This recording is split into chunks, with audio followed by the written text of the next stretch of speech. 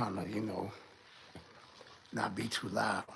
Got my kid in the room and she in there knocked out, so I'm not trying to get in my little computer area right now because it's too close to the room, and I'm just trying to get this quick story time in. I got a couple of requests, but I'm gonna do this one right here first.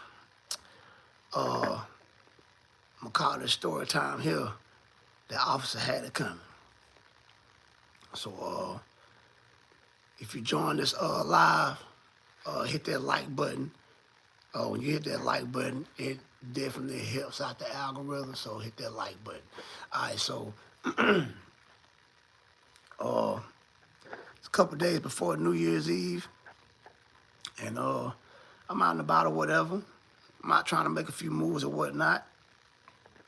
But every time I'm over here in my old neighborhood, this officer always just harass me, follows me around, blah, blah, blah, all this other old shit. So, this day I'm over here, he followed me around. And it's like every street I come off of, he on it. He at the end of it. Or he's sitting on it. It was just weird. So I told myself, you know what? I ain't gonna do nothing else today. You know what I'm saying? I'm gonna call it a day, So the girl I was with at the time, I called her or whatever, tell her the situation or whatnot. And I said, man, you know what? I'm not gonna do nothing else today. I'm about to come scoop you up. We're gonna spend some time together. I'm gonna take you get your nails done. You know what I'm saying? Get y'all niced up for the holidays. You know what I'm saying? We're gonna bring the new year in right. So I goes and I picks her up. But as I get to the house, I don't get out my truck. I'm driving the Escalade at the time. I don't get out of it. So I don't know what I was thinking about. I don't know if it slipped my mind and I forgot I had something in the car. But I did not take nothing out of the car. No money, no asparagus, no nothing. So as I'm sitting there waiting for her to come out, I get a call from where I just left from. It's my homeboy uncle. So he wants 14 pieces of asparagus. So I'm like, shoot. All right, I'm on my way. I got that in my pocket. So I, proceeds back over there to that area. The whole time we riding over there, she asking, where we going, blah, blah. So I'm telling her where we're going. And she's in the car like, well, you said you wasn't going over there no more. You said you was done, blah, blah, blah. So I'm like, look, I'm going to go make this one run, and I'm going to drop you off, and you can do your thing or whatever. I'm going to come back and get you this up. So we riding. And we gets over here to my hood, where you know where I need to be at or whatever. So gets over here, turns down the street. I pulls up in the driveway, and I pull all the way up to the house, all the way up the driveway. Call him. I'm outside, He comes out. He grabs his 14 pieces of asparagus. He hands me the money. He gets out my truck. So as soon as he shuts my back door, I go to stick his money in my pocket. And keep in mind, my truck is not running. So I'm going to crank my truck up, but I look to the left, and I look up the hill. I see a black and white coming down. And for those of y'all that don't know, a black and white is, in my city, a county officer. He's a county sheriff's officer. So he's coming down the road. And all of a sudden, his blue lights come on. But there's no cars in front of him. So I'm like, damn, who the hell he blue lighting? But he pulls in the driveway behind my truck. So I'm like, what the fuck? What the fuck this motherfucker got going on? I know who it is. I know it's this officer. So he walks up on my truck. And he says, oh, man, I thought this was Trevon Edwards. So as he's saying that,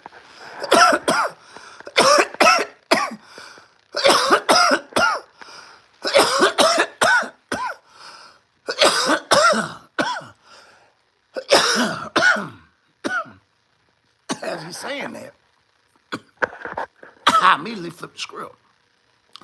Because this lady's in the car. And I'm like, dude, how the hell you get a lady with a double D size breast confused with a whole motherfucking dude. Man, get the fuck out of here. So he says, oh yeah? Okay. Step out the car. And he proceeds to open my door. So when he opens my door, he not even trying to let me, because I still have my seatbelt on.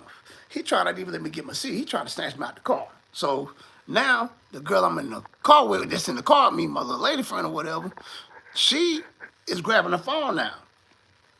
She had contacts with my attorney that I had because I had some pending charges already. So now she's trying to reach out to him. But the officer like, man, hang that phone up. Hang that phone up. So she's arguing with him. They arguing back and forth. So now my phone starts to ring. As my phone rings, she's now trying to call my mom. So I guess that was my mom calling my phone because it was going straight to voicemail on her phone that she argued with him. So she finally gets my mom on the phone, and my mom stayed around the corner from where I was at. She said, yo, this man that snatched Fabian out the car, he got him jacked up on the car. He trying to take him to jail. Fabian was not doing nothing, blah, blah. So now my mom was trying to get there. And all of a sudden I heard this man say, bitch, I said, hang the phone up. Key word, this officer, Caucasian officer, called an African-American lady a bitch. So as soon as I heard him say that, I elbowed him. Boom. So when I elbowed him, he dropped the cuffs. He didn't even get the cuff, he dropped them. So I caught myself trying to sprint, but he, put his hand on my shoulder. So I yanked away from him. I turned around and I two-pieced him. Boom, boom. So when I two-pieced him, he kind of fell back. So I'm thinking I done dazed him. I tried to take off again, but he reached out and he grabbed the back of my damn pants. So when he grabbed the back of my pants, I break loose from him. I turn around, I boom, boom, hit him again. So now it's like, you know what? Fuck it.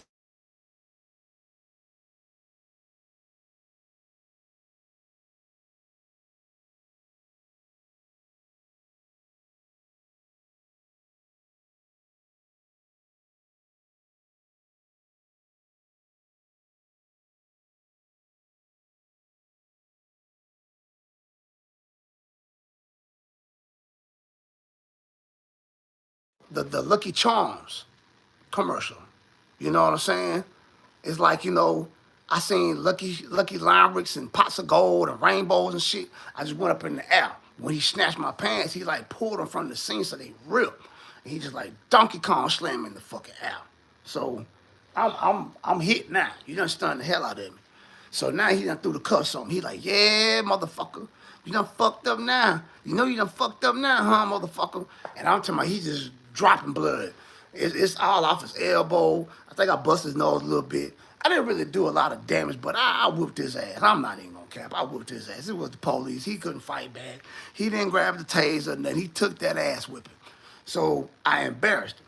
So finally, backup show up. They get the ambulance out there. I think they're getting the ambulance out there for me. No, they put his ass in there, get him checked out. So as they cuffing me, right, they got this girl out the car. She just sitting up against the car. They got the dog going in and out my Escalade, in and out my Escalade. I'm like, yo, man, come on, man, get the dog out my levers, bro. Y'all killing me. The whole time, this dog is so dumbfounded, the dog can't even find the motherfucker 3.5 pounds up under the back seat. The dog can't find it. So they done snatched the money out of my pocket. I had $4,700 in my pocket. They snatched the money out of my pocket. So they got the money laid out on the car. And they separating it, from all the bills, 150, 20 tables, all bills. They separating. They looking for what's in the car. And I'm steady hollering, man, everything you find in the car is mine, bro. Like, it ain't nothing in the car belong to her. Everything's mine. So they trying to find it. They can't find it. They done put the dog in that motherfucking car like 3 times. I finally say, hey, man, look. Man, it's up under the back seat by the DVD player, man. So he went up on the back seat. He grabbed it. Boom. Officer put me in the car. And as I'm sitting in the car, I immediately heard her say, so he going to jail. And I heard the officer say, you see him in the back seat, right? It's like they finna charge him with something. Look at all the stuff they found him with. She proceeds to say, well, if I take the charges, will y'all just take me to jail and let him go? That other officer looked at her and said, oh, So you want to go to jail too? Okay, hey, cuff her too. She want to go to jail too. Charge her with everything we charge him with. So now I'm looking at her like, you dumb motherfucker. Like now I gotta worry about getting me and you out. Like, come on, man. Like, are you fucking serious, bro? Like, really? So, you know what I'm saying? Shit was weird. You know what I'm saying? I just want to tell that story about what happened there. But I ended up going to jail, and as I'm in there, I see my lawyer. He already in there seeing somebody. He see me in there beat the hell up or whatever, you know what I'm saying? I'm in pants all ripped up. I'm bruised up, can't hardly walk. I'm bleeding. They still ain't got me seen. He comes down and I'm looking and I'm yelling. I'm like, yo, yo. So they telling me to shut up. And I said, nah, I ain't shutting up shit. That's my damn lawyer right there. I need to talk to my lawyer. So he comes down. He's like, man, what the hell you doing here? So I tell him what's going on. I'm like, man, we tried to call you.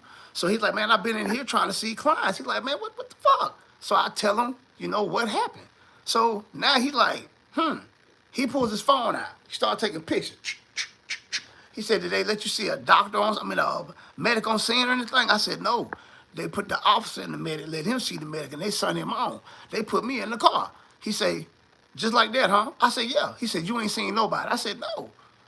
He said, He said, you in pain? I said, yeah, I'm hurt, man. I said, man, my wrist and my knee is killing me.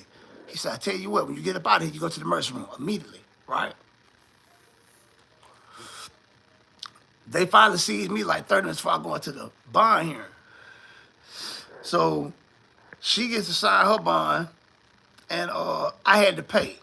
But my bondsman was already sitting out in the lobby bonding some people out. So when she made the call, he went ahead and snatched me with them people, and we just gave him the money the next day. They impounded my truck. My mom was trying to get my truck. They impounded it. You know what I'm saying? They're like, nah, we impound this truck. So my mom like, you impounded it for the stuff? And they was like, nah, we taking it because he jumped on the officer. So I impounded my truck. They left the keys on the tire outside the gate. The place was closed. I had to wait like 3.5 hours for him to pull up for me to get my truck. I had to pay him like almost $300 for one day. I ended up getting violated like a month and a half later. I caught the federal probation violation. And ended up having to I got 22 months. I had to serve 18 and a half. So after that, I kind of didn't have no problems with that officer. You know what I'm saying? When I got out or whatever, he would see me or whatever, and he would keep moving. The night I got shot, he came to my house. Like, this is a city situation that happened in the city. He had no jurisdiction over there, but he still pulled up. And he pulled up because he heard my name over the scanner. That's the only reason why he came. He didn't have no other reason to come. I think that man was coming to see, was I dead?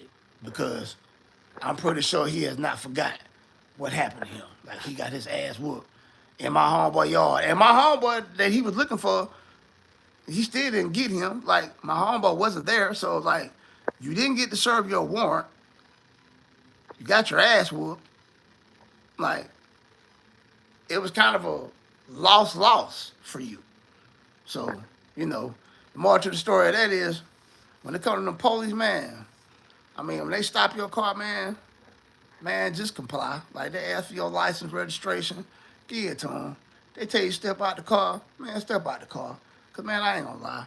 Man, it could have ended very bad for me that day. I just think he didn't have enough time to react to them hands that was coming at him. And then me hearing my homeboy Worm at the end of the road, like, get him, Fabo, get him. That just amped me up even more. So I don't really think he was comprehending what was happening. He didn't have time to adjust and reach for his firearm, his taser, his mace, nothing. He took that ass whipping like a motherfucker supposed to took an ass whipping. That's what he did.